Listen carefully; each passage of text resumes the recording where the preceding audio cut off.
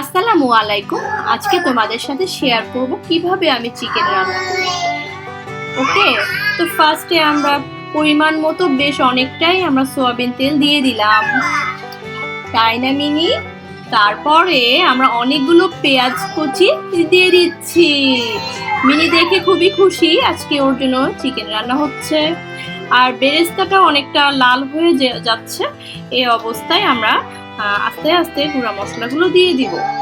দেখতেই পাচ্ছ আমরা রেডি করতেছি গুঁড়া মশলা। প্রথমে হলুদের গুঁড়া, তারপরে মরিচের গুঁড়ো দিব, ধনিয়ার গুঁড়া, জিরার গুঁড়া দিয়ে দিচ্ছি। দিয়ে এরপরে আমরা পরিমাণ মতো আস্তে আস্তে লবণ দিয়ে দিব। হ্যাঁ, এই অবস্থায় একটু নাড়াচাড়া করতে হবে, নাহলে পুড়ে যাবে। দেখতে পাচ্ছ পেঁয়াজগুলো বেশ খানিকটা লাল বেরেস্তার মতো হয়ে আসছে, দেখতেও বেশ সুন্দর লাগছিল। পরিমাণ মতো 4 চামচের মতো আদা আর রসুন বাটা মিক্সড দিয়ে দিলাম। এই তো আমরা আবারও নাড়াচাড়া করছি, একটু কষিয়ে নিচ্ছি মশলাটা যেন কাঁচা ভাবটা না থাকে।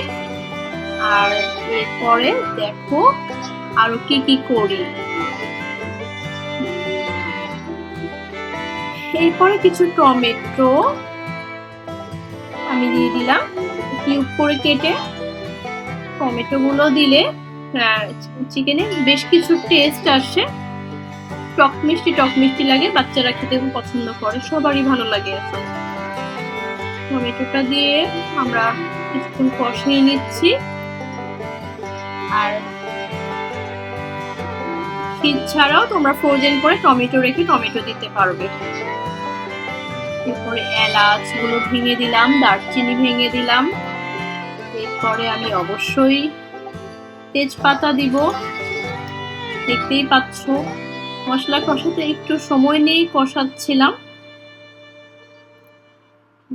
যেন মশলাটা অনেকটা ঘনত্ব আর কালারফুল হয় চিকেনটা। যাই হোক, এই তো তেজপাতা অলরেডি দিয়ে দিয়েছি, দেখতেই পাচ্ছ। প্রায় 5-6টা কাঁচামরিচও আস্ত দিয়ে দিলাম। দেখতে বেশ এখনই কালারফুল লাগছে, আর খেতেও কিন্তু খুব মজা হয়েছিল। এই তো আমরা বেশ অনেকক্ষণ নাড়াচাড়া করতে করতে আস্তে আস্তে আমরা পুরো হচ্ছে, এটা সোনালী মুরগি ছিল, পুরো মুরগিটাই আমরা পিস পিস করে কাটাটা দিয়ে দিলাম।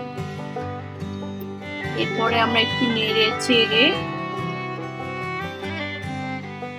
ঢেকে দেব।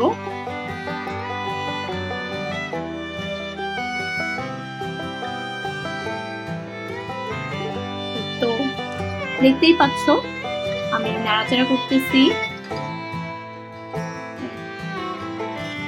ঢেকে দিলে আস্তে আস্তে বেশ কয়েকবার কষাইলেই মুরগিটা রান্না হয়ে যাবে ইনশাল্লাহ। এই তো, আর মাঝখানে একটু আলু দিয়ে দিচ্ছি একবার কষানোর পরে। আলুটা আগে আগে দিলে নরম হয়ে যায়, নতুন আলু যেহেতু। আলু দিয়ে দিলাম। মাংসের মধ্যে আলুগুলো খেতেও বেশ টেস্টি হয়, এই জন্য আলুগুলো দেওয়া। এই তো আলুটা দেওয়ার পরও আমরা আরো অনেকক্ষণ বেশ মুরগিটা অল্প অল্প করে পানি দিয়ে কষিয়ে নিব। আর মাঝে মাঝে একটু ঢাকনা খুলে নাড়াচাড়া করে নেব। দেখেছো মিনি? দেখেছো সেদিনের মুরগিটা? এই তো, তারপরে আমাদের পরিবেশনের পালা। আমরা ইফতারির জন্য খিচুড়ি, পোলার চালের খিচুড়ি, ডিম ভাজি আর সেই মুরগি দিয়ে আমরা ইফতারি করে ফেলবো, এজন্য সাজিয়ে ফেললাম প্লেটে। তো যাই হোক, তোমাদের যদি ভালো লাগে আমার চ্যানেলটা সাবস্ক্রাইব করে দিও, আর কমেন্ট করতে কিন্তু ভুলো না।